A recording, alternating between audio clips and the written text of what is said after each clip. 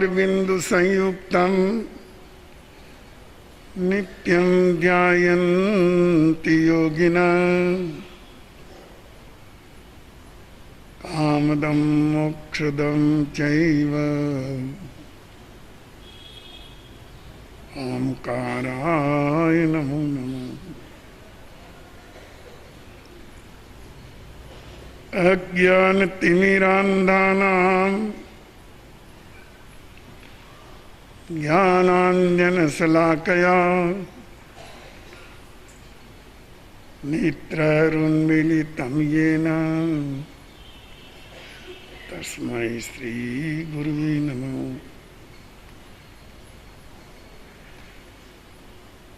नमो दुर्वाररागादि वैरिवार निवारणे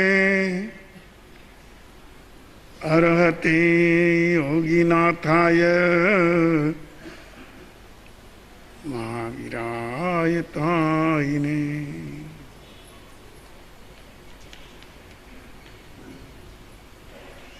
प्रिय श्रोताजनों,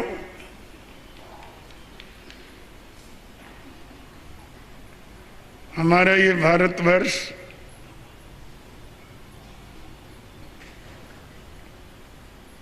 पर्वों का देश है।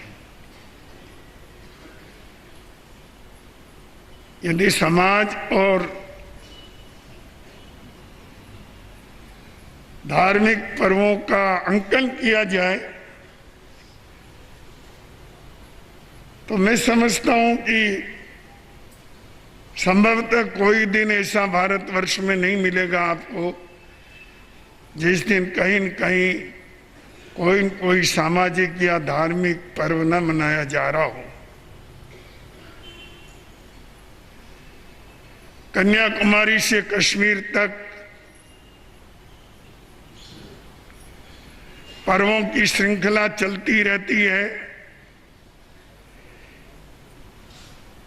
इन सारे पर्वों में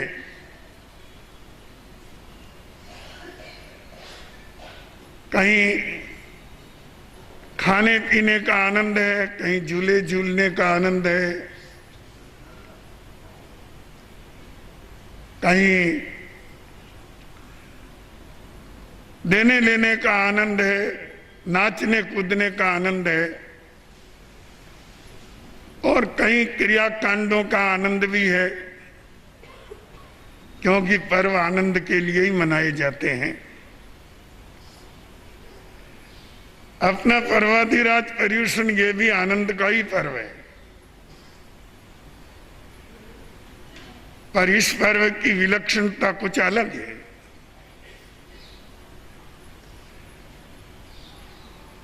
विश्व के सारे पर्व, उनमें अधिकतर केवल बाह्यमुखी पर्व है जो भौतिकता से जुड़े हुए। केवल एक पर्वाधिराज पर्युषण महापर्व ऐसा पर्व है जो शुद्ध स्वर्ण की तरह केवल चेतना से ही जुड़ा हुआ है। इसका बाह्य पक्ष कुछ भी नहीं है। इसमें नाचना कूदना गाना बजाना झूलना, अच्छे वस्त्र पहनना, अलंकार पहनना, तरह तरह के खुशी के जो आयोजन आप लोग करते हैं उनमें से पर्युषण में कुछ भी नहीं है।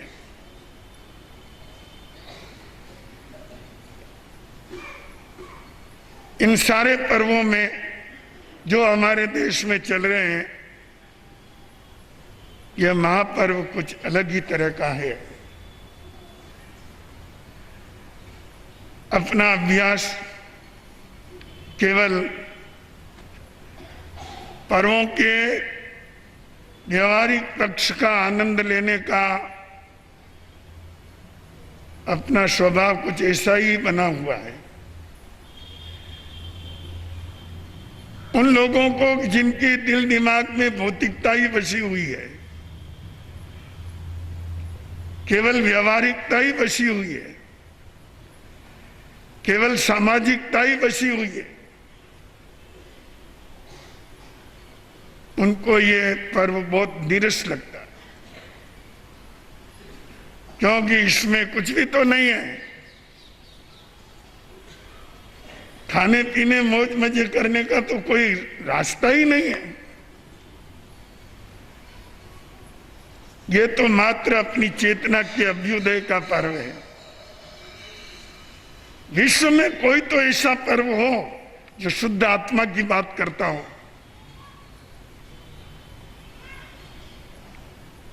और शुद्ध आत्मा यानी चैतन्य भाव की चर्चा करने वाला, चैतन्य भाव का चिंतन करने वाला, चैतन्य भाव के अभ्युदय की दिशा में आगे बढ़ाने वाला एकमात्र पर्व है पर्वाधिराज पर्युषण। इसमें रस लेना चाहिए। यह आत्मिक आनंद का पर्व है। इसको खुशी के साथ, आनंद के साथ, हर्ष और उमंगों के साथ संपन्न करना चाहिए। जैसे कोई व्यक्ति गंगा जी में स्नान करने के लिए जाता है तो बड़ा खुश होता है। कितने किलोमीटर दूर से उसके अर्श की अब लहरें उछलने लगती है कि गंगा में स्नान करूंगा, मेरे सारे पाप धुल जाएंगे। धारणा है, पर उसको एक खुशी तो है। पर्वाधिराज पर्युषण भी एक गंगा है। इसमें नाले, खुशी से नाले, आनंद पूर्वक, आत्मानंद के साथ इसको सार्थक बनाएं। इस पवित्र आध्यात्मिक गंगा में डुबकी लगा। आज से इसका शुभारंभ है। कहीं कहीं कल से भी शुभारंभ हुआ है और 30 तारीख से भी 10 दिन का और जैन समाज में ही एक पर्युषण पर्व का प्रारंभ हो जाएगा। ठीक है, कहीं न कहीं थोड़ी बहुत मान्यता भेद के कारण प्रचलन में कुछ फर्क हो जाता है। प्रचलन में फर्क होने का मतलब यह नहीं है कि ध्येय बदल गया। ध्येय नहीं बदलता है। पर्वाधिराज पर्युषण का ध्येय, उसका उद्देश्य, उसकी गहराई, उसका पावित्र्य मतलब पवित्रीकरण, मैत्री भाव, समत्व की आराधना सब जगह समान रूप से होनी चाहिए और होती है। चाहे पर्युषण कल से शुरू हुए हो, चाहे आज से, और चाहे 30 तारीख से। ध्येय नहीं बदलता है। अपना लक्ष्य ध्येय पर देना चाहिए। किस दृष्टि से हम पर्व की आराधना कर रहे हैं, मुख्य विषय यही है। सचमुच पर्वाधिराज पर्युषण को अगर हम कोई दूसरा नाम दें तो आत्म जागरण का पर्व कह सकते हैं।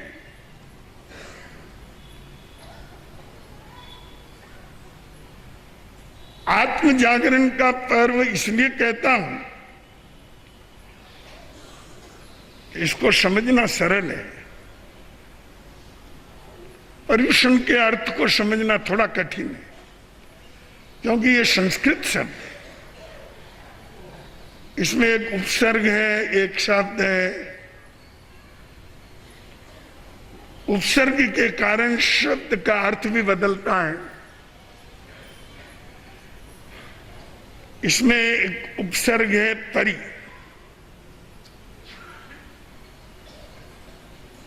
और आगे एक शब्द है उषण।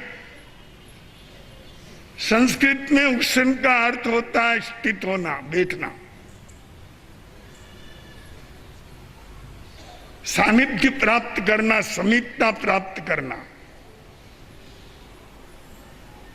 और परि का अर्थ है संपूर्ण रूप से, आत्मना, अपनी अंतरात्मा के साथ हम कहीं न कहीं बैठे, परमात्मा भाव के साथ स्थित हो जाए, वीतरागता से जुड़ जाए, वीतरागता के पास अपना आसन लगे और हम उसके उपासक बने। अर्थ कठिन है, याद नहीं रहता है, क्योंकि ये शब्द संस्कृत भाषा से जुड़ा हुआ है।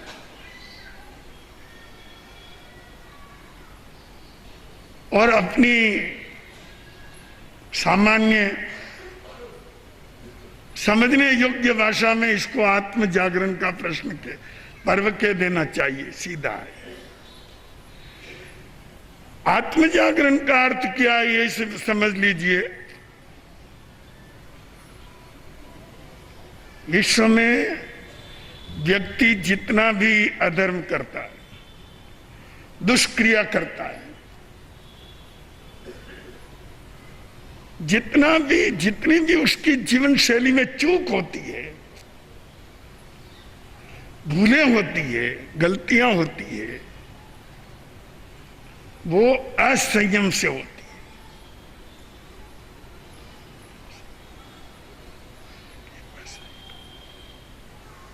सर्व पापों का मूल क्या है? परमात्मा भगवान महावीर ने कहा, एक ये असंयमी, एक ये असंयम है। ये असंयम है, ये अनेक पापों का मूल है। असंयम का अर्थ है स्वयं को रोक नहीं पाना,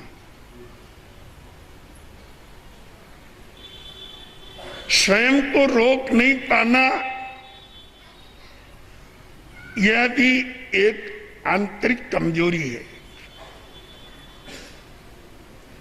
व्यक्ति अंतर से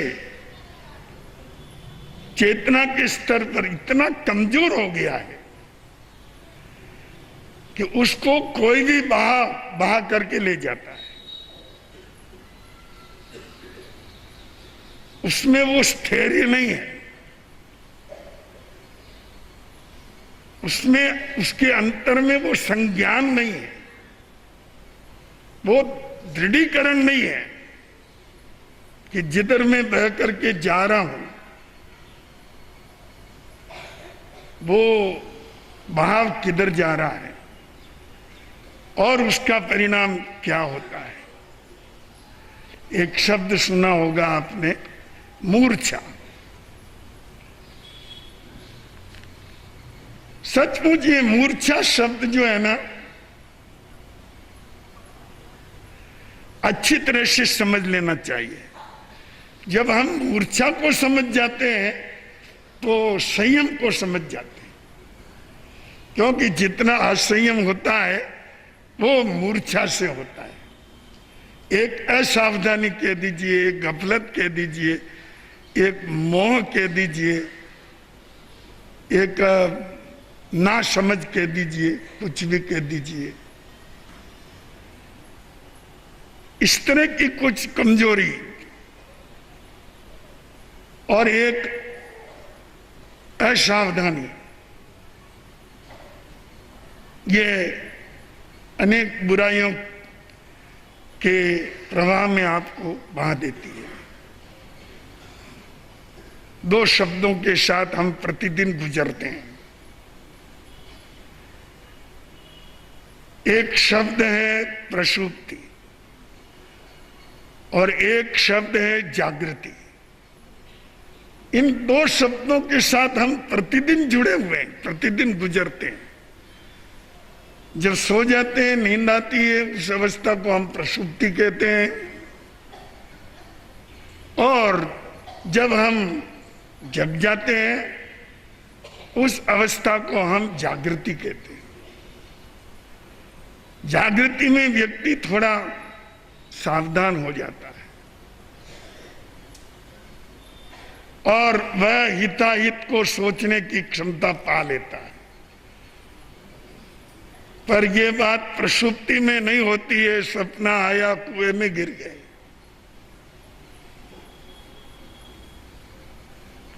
परेशान होते हुए जग गए तो देखा, अरे न तो कुआं है न कुछ है, मैं तो अपने बिछोने पर हूं। तो स्वप्न में ये जो बात आई कुएं में गिरने की, गिर गए। उस समय मस्तिष्क जागृत नहीं था, इसलिए सोच नहीं पाया कि मुझे कुएं में नहीं गिरना चाहिए, गिर जाऊंगा तो मर जाऊंगा। ये सावधानी उस समय नहीं आती है क्योंकि प्रसुप्ति में है। सारा अपना एक कल्पना जाल चलता रहता है जिसकी असल में कोई वास्तविकता नहीं होती। पर जागृति की बात अलग है। यहां कोई व्यक्ति जानबूझ के कुएं में नहीं गिरता है। निकट ले जाओगे तो दूर भाग जाएगा क्योंकि आप जाग रहे हैं। आप जानते हैं इसका परिणाम क्या हो सकता है। तो जागृति हमेशा वंदनीय है, जागृति हमेशा पूजनीय है, और जागृति हमेशा एक महानता है और जीवन की श्रेष्ठता है। इसको हम आगे बढ़ाएं। अभी तक तो अपनी जागृति यहीं तक घूम रही है।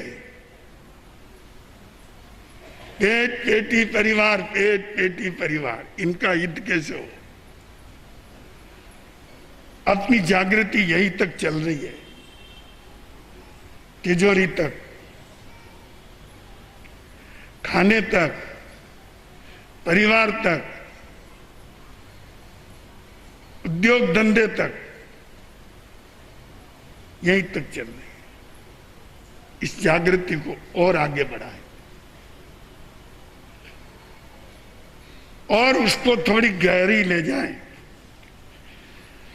इसको थोड़ा चेतना के स्तर तक पहुंचाएं। देखो,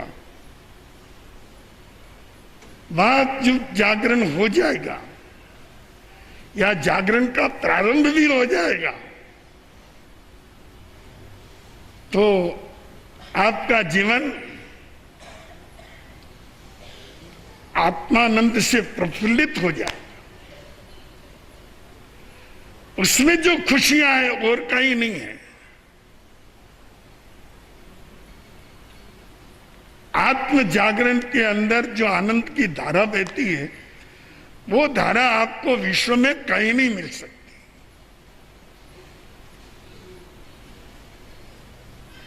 जागृति वो आनंद प्रकट करती है जब हम चेतना के स्तर पर जागृत होते हैं। चेतना के स्तर पर जागृत होने का मतलब अपना स्वरूप ज्ञान। हम केवल देह नहीं है, हमारे पास एक तत्व है, उसका नाम आत्मा है, चेतना है। हम उसके महत्व को स्वीकार क्यों नहीं करते हैं? समझ में नहीं आता है। दुनिया भर के वैज्ञानिक अणु परमाणु के पीछे पड़े हैं।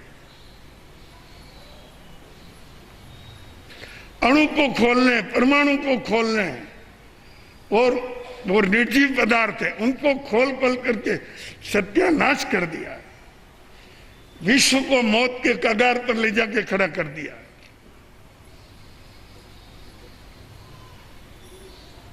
उनको मैं क्या कहूं, किन शब्दों से अलंकृत करूं मैं उनको कि वो अणु परमाणु के साथ एक दूसरा तत्व जिसको चेतना कहते हैं या आत्मा कहते हैं,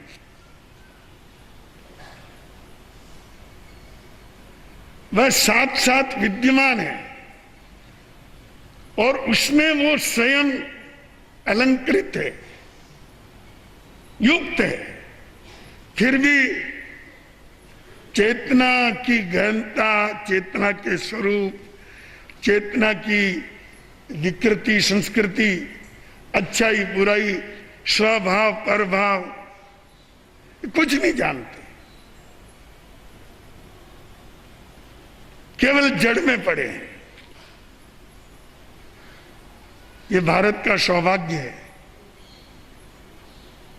कि हमारे ऋषि महर्षि ज्ञानी सत्पुरुषों ने चेतना नामक तत्व को खोज निकाला और उनको बहुत गहरे तक समझा, बहुत गहरे तक जाना। ये अणु परमाणु की व्याख्या जितनी नहीं कर सके उससे 100 गुणी व्याख्या तो हमारे सत्पुरुषों ने आत्मा की कर दी। समझ के देखो, तुम्हारी विज्ञान की अक्ल थोड़ी उधर भी लगा के देखो। अरे जो चैतन्य तत्व है उसको तुम स्वीकार करने को तैयार नहीं। जिस तत्व के कारण तुम मिल रहे हो, बोल रहे हो, खा रहे हो, पी रहे हो, चल रहे हो, पर तुम दिन रात शरीर पर ही, जड़ पदार्थ पर ही परीक्षण करते हुए चले जा रहे हो, अणु परमाणु पर ही अपने अनुसंधान करते हुए चले जा रहे हो। ये तो मूढ़ता ही है। चेतना को खोल के रख दिया हमारे सत्पुरुषों ने, कोई समझे तो सही उस तात्विकता। तो बंधुओं, अपने पास वो तत्व विद्यमान है, ये सौभाग्य है। तो हम चेतना संपन्न हैं। अगर चेतना संपन्न नहीं होते तो मुर्दे होते, जला दिए जाते या गाड़ दिए जाते। जीवन तो चेतना में ही है, अणु परमाणु में जीवन थोड़ी है। चेतना की दृष्टि से अणु परमाणु कचरा है। ठीक है, चेतना जब तक मुक्त नहीं होती इस कचरे के सहारे चलती है, ये एक अलग बात है। तो चेतना का जागरण, चेतना के स्तर पर अपने आप में कहीं न कहीं आत्मिक अभ्युदय को प्राप्त करना, ये पर्युषण है। ये पर्युषण का अर्थ है। ये जागरण आपके एक जन्म का, एक जन्म का लाभ नहीं है। ये जागरण जन्म जन्मांतरों का लाभ है। ये बात मैं इसलिए कह रहा हूं कि अगर कोई इंजन एक पटरी पर आ जाता है तो फिर उस पटरी के ऊपर ही दौड़ता रहता है।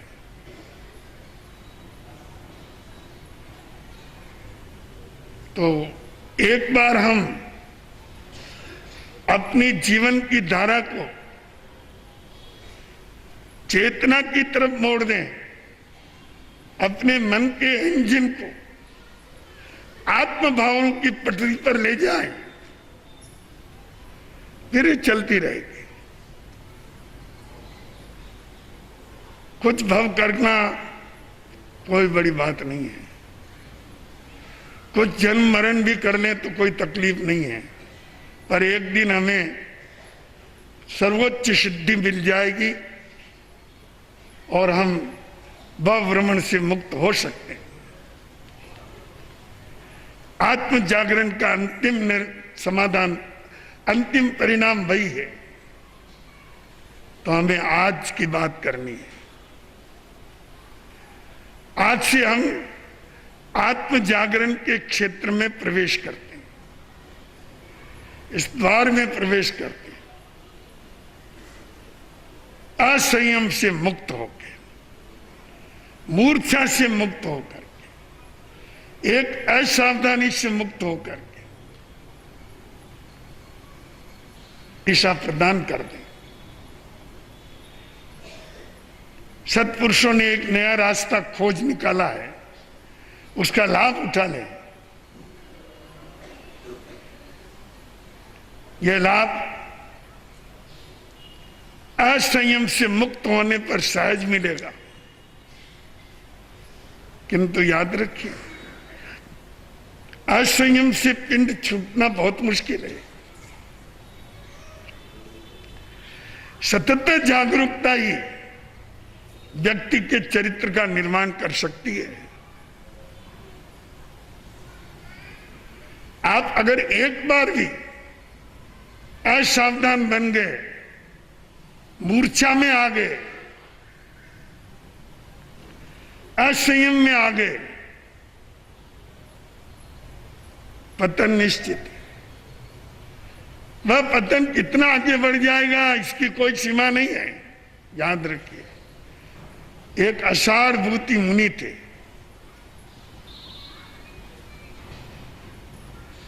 बेले बेले तप करते, बड़े तपस्वी, धर्म रुचि अंगार के शिष्य। सारा मुनि समाज उनका के लिए बड़े आदरणीय। वे अषाढ़भूति मुनि एक नगर में भिक्षा के लिए गए, गुरु की आज्ञा लेके गए।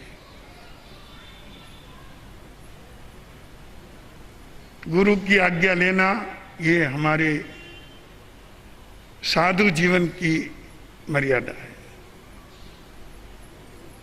और विभिन्न स्थानों पर भिक्षा के लिए भ्रमण करना ये हमारी चर्या है। एक ऐसे भवन में प्रवेश कर गए जिस भवन के निवासियों का पेशा नृत्य है, नाटक करना और जनता को प्रभावित करके धन अर्जन करना, अपना निर्वाह करना। हमारे भारतवर्ष में कई कलाएं केवल जातियों में बटी हुई है, और इसीलिए जीवित भी सैकड़ों कलाएं विच्छेद हो गई, समाप्त हो गई। जिस जाति तक, जिस वर्ग तक सीमित थी, वहां तक उस वर्ग के व्यक्ति उस कला को जीवित रखते, अपना निर्वाह भी उसी से करते, और कई अद्भुत कलाकार होते थे क्योंकि उनका व्यवसाय यही था। तो जिस भवन में अषाढ़भूति मुनि ने प्रवेश किया, वे नृत्यकारों का घर था। कोई बात नहीं, मुनिराज को देखकर दो कन्याओं ने स्वागत किया, पधारिए गुरुदेव। ओ भाग्य, आज हमारा आंगन पवित्र हो गया। जिस आंगन पर पापियों के पैर प्रतिदिन पड़ते हैं, आश्रम के उपासकों के पैर प्रतिदिन पड़ते हैं, उस आंगन पर पंच महाव्रतधारी सत्पुरुष के चरण पड़ जाए यह भाग्य के बिना संभव नहीं। परम पुण्यों का उदय होता है जब साधु साध्वी जी अपने अंग लाते हैं, और असीम पुण्य का उदय जब मुनिराज के पात्र में अपने हाथ से दान लगता है।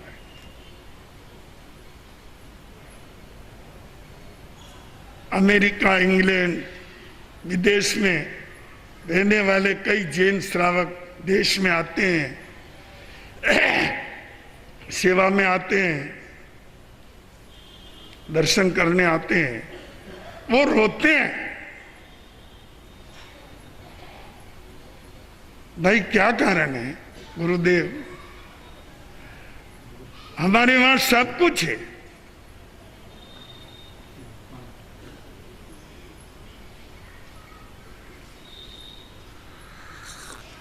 संपत्ति वैभव सब है,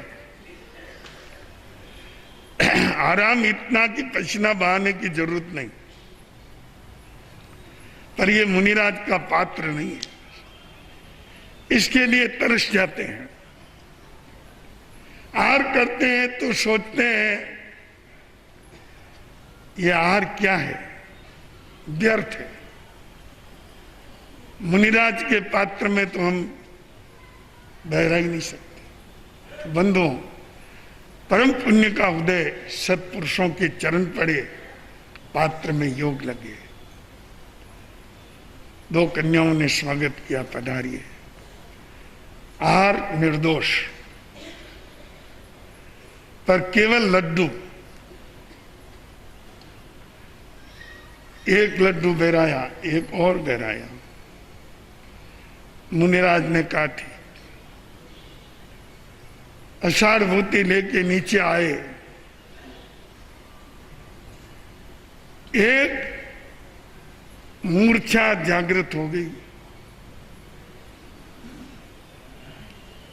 एक छोटी सी लालसा ने जीवन में एक तरह का जहर घोल दिया।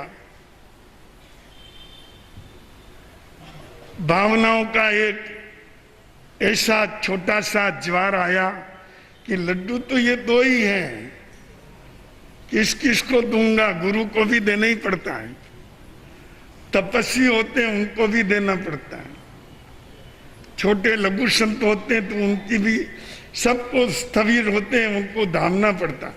सबको धामने के बाद, सबको आग्रह करने के बाद जो बचता है वो लेना पड़ता। दो लड्डू से क्या होगा, दो और मिल जाएं, कैसे मिले,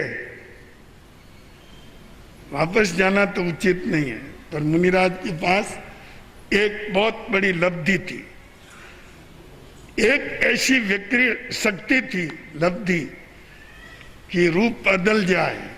और उन्होंने गली में जाकर के अपने को एक वृद्ध मुनि के रूप में प्रस्तुत किया। फिर गए, कन्याओं ने दो मोदक और बेरा दिए, पर लालसा एक जहर का बीज है,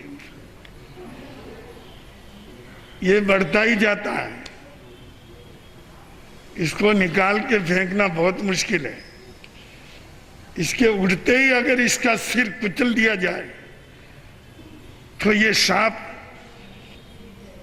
आगे नहीं बढ़ेगा, नहीं तो ये जहरीला सांप है,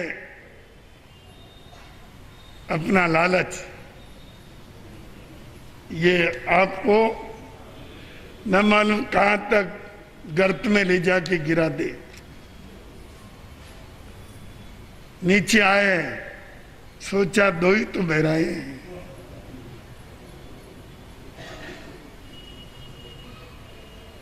ये भी हमको मिलना संभव नहीं है। एक बच्चे साधु का रूप बनाया और फिर आए। कन्याओं के पिता ने ऊपर से देखा, ये क्या है, अद्भुत बात है, साधु एक रूप तीन, ये तो बहुत बड़ा चमत्कार है। और एक प्लान आ गया उसके दिमाग में उसी समय। अगर ये साधु अपने यहाँ रह जाए तो सोना बरसे, क्योंकि रूप बदलना, हमको तो वो नाटक करते ना, सोचते हमको तो रूप बदलने के लिए अंदर जाना पड़ता है, सब कुछ बदलना पड़ता है, फिर भी शरीर तो वही रहता है। इनका तो सारा स्वरूप ही बदल सा गया है।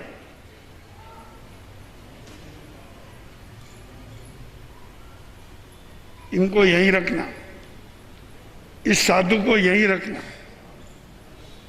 कन्याओं को आकर के थोड़ा सा संकेत किया, थोड़े में ही समझ गई हो। जो ही मुनिराज आए, संत ने कहा सूझते छोटे बच्चे का रूप है, लघु मुनि। कन्याओं ने कहा गुरुदेव सब सूझता है, ये पूरा धन माल संपत्ति साधन और ये हमारा अपना पूरा जीवन सब कुछ आपके चरणों में अर्पित है। 2 लड्डू के लिए इतने रूप बनाने की क्या जरूरत है? जो आप पहले आए वही पीछे आए, जो पीछे आए वही अभी आए। गुरुदेव,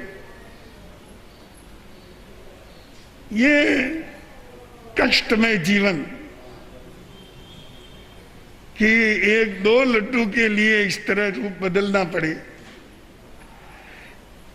इतना दुख में आप कब तक जियोगे? हम आपके लिए आनंद की धारा बहा देंगे। आप यहाँ आओ, हमारे साथ रहो, ये हमारा जीवन आपके चरणों में अर्पित रहेगा। सब कुछ आपके चरणों में अर्पित है। मुनिराज का संयम डामाडोल हो गया। उन्होंने कहा ठीक है,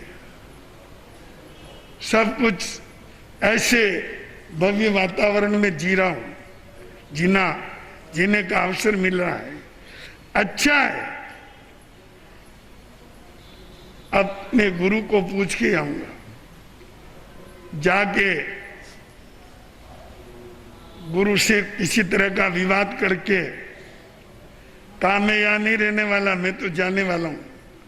अरे कहां जाएगा? एक नट के घर। गुरु ने कहा रे मद्य मांस का सेवन तो मत करना। नहीं, ये तो नहीं होगा। मद्य मांस का सेवन कर लिया तो जैन भी नहीं रह सकता है, उसका जैनत्व नष्ट हो जाता है। सम्यक तो चली गई, फिर क्या है, वहीं रह गया। पर शर्त रखी, मद्य मांस इस घर में कभी नहीं आएगा, कि कभी नहीं। आपके लिए हम सब न्योछावर करने के लिए तैयार है। अषाढ़भूति नट बन गया, नाटक दिखाता है और धन बरसता है। लब्धि तो है ही, लब्धि कहीं नहीं जाती है। बंधुओं, कहां से कहां पहुंच गया। भूल कितनी? 2 लड्डू की इतनी सी भूल ने संत को कहां से कहां पहुंचा दिया। कहा तो वह मुनि त्रिलोक वंदनीय, मुनि 3 लोक में वंदनीय होते हैं। और कहा एक नट जो 2 पैसे के लिए रूप बदल बदल करके नाटक करता है। बंधुओं, ये तो एक अलग बात थी कि एक दिन उन्होंने उस घर में मद्यमांस देख लिया, उनकी स्त्रियां छुप छुप के करती थी, फिर विरक्त होकर के वो वहां से निकल गए और आध्यात्मिक साधना के बल पर वो केवली भी हो गए। यह आगे की बात है, मैं आगे की बात अभी नहीं कह रहा हूं। अभी तो मैं उस भूल की बात कह रहा हूं जिसने उनको यहां तक पहुंचा दिया। मूर्छा, छोटी भी होती है तो कम नहीं समझना चाहिए, भूल थोड़ी भी होती है कम नहीं समझना चाहिए। सांप का बच्चा छोटा भी होता है तो छोटा नहीं समझना चाहिए, और आग की चिंगारी छोटी भी होती है तो छोटी नहीं समझनी चाहिए। इसी तरह हम अगर अपने जीवन के अंदर निरंतर इस बात को समझें और अपने जीवन का अंतर्दर्शन करते हुए चले जाएं और नित्य नित्य ये भावनाएं करें कि हमसे कोई मूर्खतापूर्ण कोई भूल नहीं होना चाहिए। बस अगर इस तरह की दृष्टि का जीवन में विकास होता है तो आज पर्यूषण के पहले दिन हम इसकी सार्थकता प्राप्त कर लेते हैं।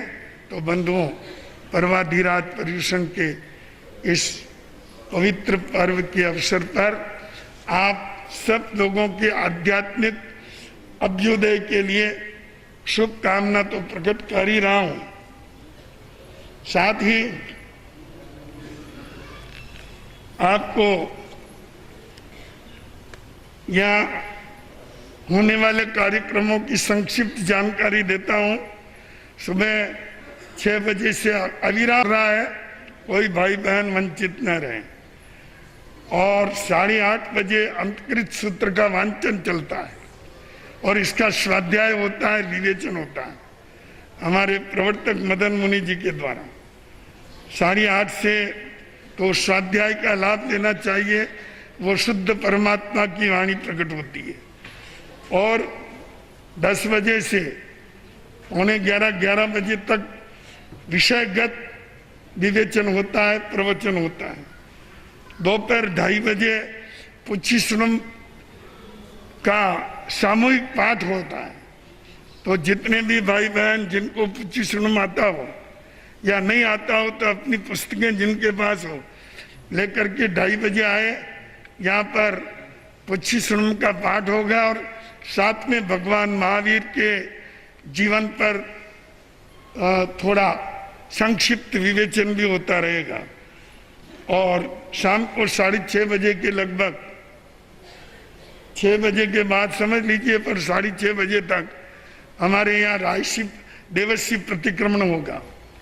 इसलिए जो जहाँ पर भी है, यहाँ आने में अगर दूर पड़ता है तो नजदीक भी हो, जहाँ भी हो, पर पर्वाधिराज पर्यूषण के अंदर प्रतिक्रमण से न चुके। दूसरी बात, अहिंसामय जीवन बनाने के लिए एक अभ्यास करिए। 8 दिन हरी नहीं खाएंगे, क्योंकि हरी में जीव होते ही है, तो सब जानते, कहने की जरूरत नहीं। 8 दिन पर्यूषण में कच्चे पानी का उपयोग नहीं करेंगे, धोवन और निर्दोष निर्जीव पानी को काम में लेंगे। 8 दिन पर्यूषण के अंदर थोड़े साधनों से काम चलाएंगे, उन्नोत्री करेंगे, एकासन करेंगे, कोई व्रत प्रतिदिन करें। 8 दिन ज्यादा गमनागमन नहीं रखें, बाहर जाना आना ऐसी दौड़ा दौड़ हो 8 दिन के लिए बंद करें। और व्यवसायिक कार्य आप क्या बंद करोगे? उदयपुर वाले, वो तो पाली वाले और जोधपुर वाले ही करते हैं। जो बंद है हाँ, तो खैर तुम्हारे व्यावसायिक संस्थान तुम पूरे बंद करके रखो, ये सी तो मुझे तुम्हारी कोई तैयारी नजर आती नहीं है। पर अगर 12 बजे तक भी अगर आप अपने प्रतिष्ठान और अपनी संस्थाएं, अपनी दुकानें और अपना व्यवसाय बंद रखे तो कहीं न कहीं आपको धर्म की वाणी सुनने का अवसर मिल जाएगा। चाहे पंचायती नौरे में आई है और अगर कोई नजदीक आपके और वहाँ शास्त्र धारा बह रही है तो वहाँ जाइए, कोई मना नहीं है। पर जरूर इन 8 दिनों के अंदर शास्त्रीय वाणी को महत्व दीजिए, स्वाध्याय को महत्व दीजिए, प्रतिक्रमण को महत्व दीजिए। और अहिंसक जीवन जीने का प्रयास करिए। प्रतिदिन दयाव्रत की आराधना करें। दयाव्रत इतना अच्छा है, सबसे सरल साधना दयाव्रत है। आई मिल के अंदर भी कुछ खाना छोड़ना पड़ता है, लुक्का सुक्का खाना पड़ता है, वो स्वाद आता नहीं है। और एकासन में भी एक टाइम खाते हैं तो वापस भूख भी लग सकती है, पर दयाव्रत बहुत अच्छा है। इसमें सारे दिन संवर में रहना, सामयिक आदि साधना करते रहना और समय पर शांत भाव से अपना पूरा आहार कर लेना और आहार करके फिर और धर्म साधना में लग जाना। ये इतना सरल व्रत बच्चे, बुढ़े, जवान, बीमार सब व्यक्ति दयाव्रत तो कर ही सकते हैं, और कोई व्रत करे न करे तो ये अधिक से अधिक दयाव्रत की आराधना है। 8 दिन कई लोगों को तो नियम लेना चाहिए कि 8 दिन हम दयाव्रत की आराधना में ही रहेंगे, मन में धारण कर ले। तो दुकान तो खोटी गई। इस तरह 8 दिन की आराधना के लिए मैंने कुछ पॉइंट आपके सामने रखे हैं। पहला, अंतर जागृति दिवस जो आज हमने मनाया, कल बंधन मुक्ति दिवस है, जिसका दूसरा नाम आत्म स्वातंत्र्य यानी आत्मा की स्वतंत्रता, इस विषय पर कल प्रवचन होगा। और आगे के प्रवचन का, परसों के प्रवचन की बात मैं कल सुना दूंगा। ठीक है, आनंद ही आनंद।